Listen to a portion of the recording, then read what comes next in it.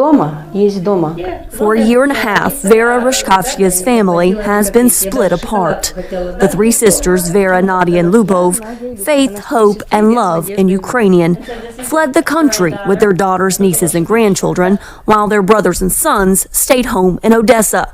They are living in what was once a school for kids with autism in the Moldovan capital, Chisinau.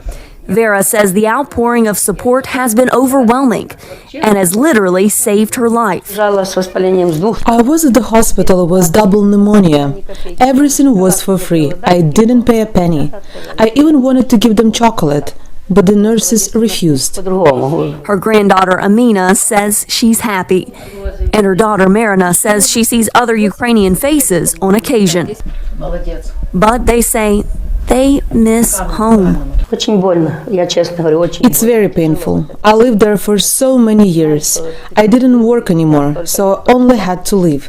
And now in my age, I must flee. But we're lucky that people welcomed us so warmly here. We've met very nice people here, like relatives. Like the Rashkovskia family, more than 1.5 million Ukrainians sought refuge from the war in neighboring Moldova. This is just a small portion of the refugees. And they just kept coming and coming. Yes, coming and coming. Interior Minister Adrian Efros was running Moldova's Crisis Management Center in February 2022 when Russia invaded Ukraine. When the war started, nobody was prepared to face this big influx of refugees, and it was not just a problem to let them in, but what to do with them next. They need a shelter, they need food, they need accommodation, and so on. While the number of refugees entering Moldova has slowed since the war began, Efros says about 100,000 Ukrainian refugees still live in the country.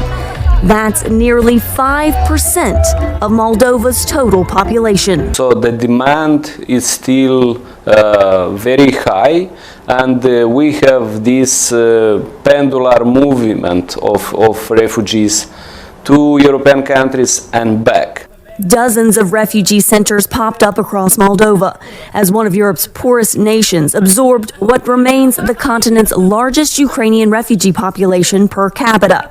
This center used to be a Moldovan film studio, and the nonprofit Moldova for Peace still uses the center to hand out essentials to Ukrainians. Refugees can come and take clothes. Tudor Arnott is one of the aid organization's members. So now people started to think that we don't have refugees in Moldova already. But this is a myth, because Ukrainian refugees were already integrated in the society, they already have jobs, they have apartments, so it's very hard to see a group of refugees. It's a Barbie trend. So.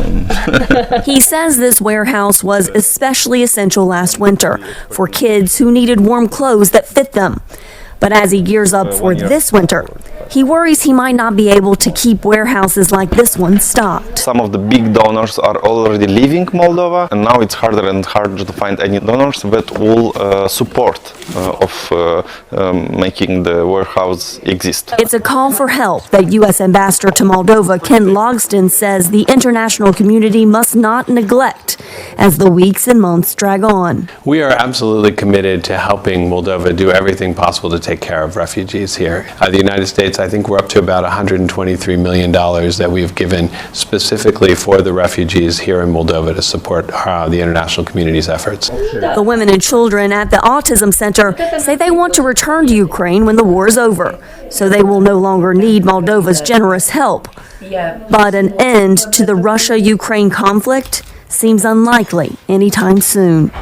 Carla Babb, VOA News, Chisinau, Moldova.